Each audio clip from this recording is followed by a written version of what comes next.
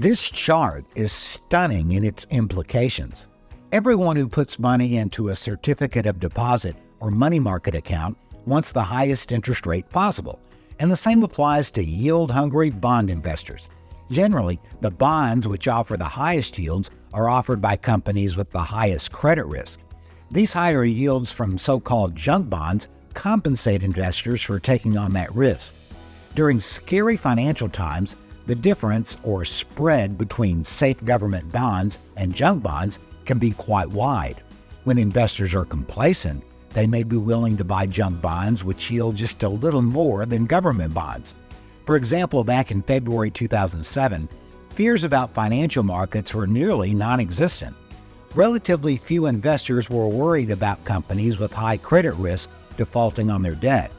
Hence, the junk yield to T-bill yield spread narrowed to just 2.2%. Little did these investors suspect that they would soon face the worst economic and monetary crisis since the Great Depression. Our June Elliott Wave financial forecast described what happened next.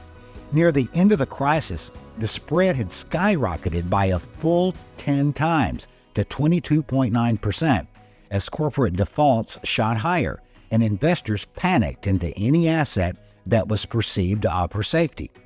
Even just a couple of years ago, when talk about a possible recession was widespread, we had this news item from Bloomberg. U.S. junk bond spreads topped 500 basis points in first since 2020. Average risk premiums on junk bonds climbed to 508 basis points.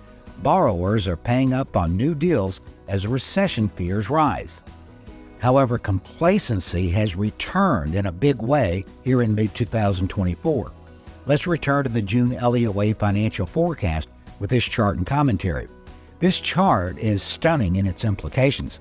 It shows the spread between the yield on U.S. corporate junk bonds and the yield on 3-month U.S. Treasury bills. Junk bonds, IOUs of companies with the weakest financial structures, currently yield just 2.7% more than the risk-free rate on 3-month U.S. T-bills, which is 5.4%. This is one of the narrowest spreads in history, revealing a hunger for risk-taking so fervent that investors cannot comprehend a financial environment that will be different from today's.